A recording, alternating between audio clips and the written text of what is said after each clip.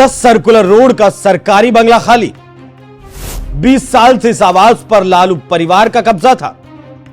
इसी बंगले को लेकर राजनीति शुरू। जेडीयू का आरोप इसमें एक तहखाना है। तहखाने में हीरे जवाहरात का खजाना है।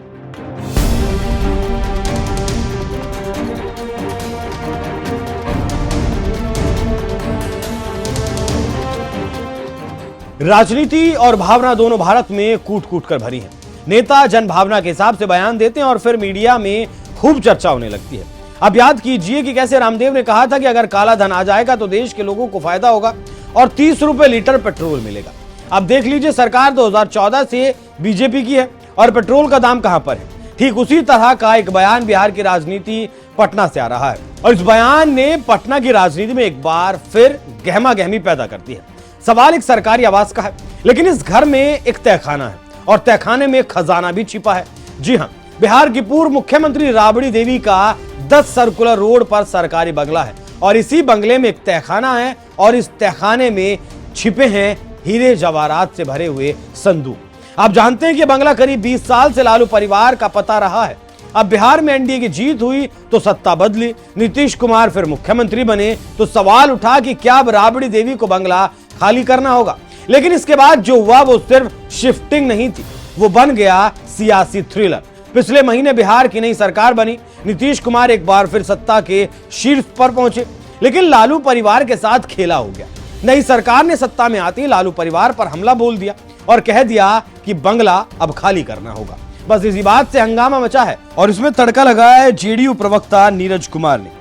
जेडीयू के प्रदेश प्रवक्ता नीरज कुमार ने ऐसा विस्फोटक बयान दिया कि राजनीति गर्मा गई। राबड़ी आवास में एक तहखाना है, उसमें सोना चांदी रुपये और जमीन के कागज हो सकते हैं। बस इसी के बाद बिहार की राजनीति में हंगामा बरपा है। सवालों की बाढ़ आ गई। तहखाना है या नहीं, अगर है तो उसमें क्या है और अगर कुछ है तो वो सरकारी आवास में क्यों है। प्रतिपक्ष के नेता माननीय राबड़ी देवी, जिनका पूरा परिवार अनुपस्थित है, 10 सर्कुलर रोड से रात में किसकी आज्ञा से, किसने अनुमति प्रदान किया कि वहां से पेड़ पौधे ले जाए जाने का मीडिया फुटेज आया है। सवाल यह उठता है कि वो पेड़ पौधा किसका, क्या लालू जी के परिवार की निजी जागीर है या सरकारी उद्यान विभाग से यह गमला उपलब्ध कराया गया है।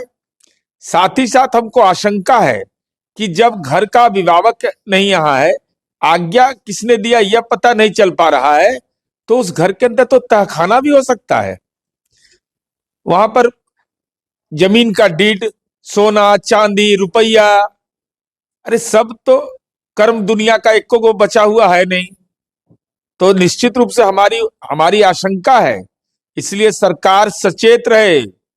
वहां तहखाना पर अगर संभवतः बना हुआ होगा, जो सामान है वो सरकारी सामान कहीं निजी इस्तेमाल के लिए वह परिवार लेकर वहां से निकल नहीं जाए, इस पर कड़ी निगरानी रखनी चाहिए और बगैर अनुमति के और सक्षम विभाग को यह अधिकार प्राप्त है कि आप उस संबंध में पूरी सूची अद्यतन रखिए कि कौन कौन सरकारी संसाधन वहां इस्तेमाल किया गया है। नहीं तो हमारी आशंका है कि तहखाना में भी हो सकता है। साथ ही साथ वहां पंखा है, वहां रेगुलेटर है, लैट्रिन है, उसका टोटी है, साथ ही साथ पाइप है। तो ऐसा नहीं हो कि सब उखाड़ करके लोग लेके निकल जाए और बाद में माथा मत पीटिए, बल्कि कानून के अनुसार सक्षम कार्रवाई होना चाहिए, आम और खास के लिए अलग अलग नहीं। आपको जानकारी देते चलें कि 2 दिन पहले रात के अंधेरे में 10 सर्कुलर रोड के बाहर एक गाड़ी आती है और घर का सारा सामान गाड़ी में भरा जाता है। फिर गाड़ी सामान लेकर चली जाती है।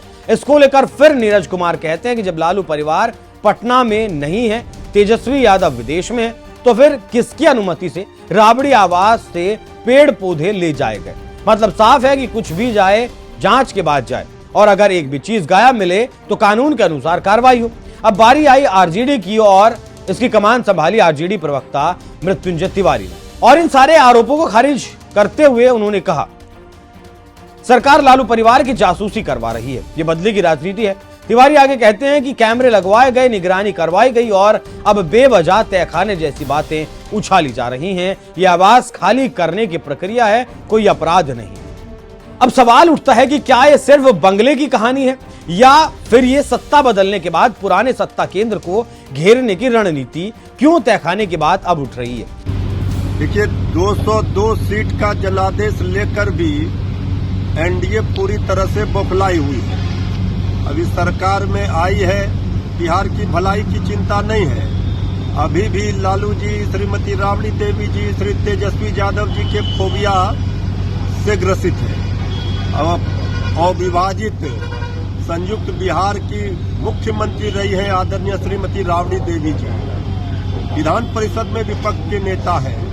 इस बंगला खाली कराने का सरकार ने आदेश दिया, इसके बावजूद वहां जासूसी कराया जा रहा है, अपमानित किया जा रहा है।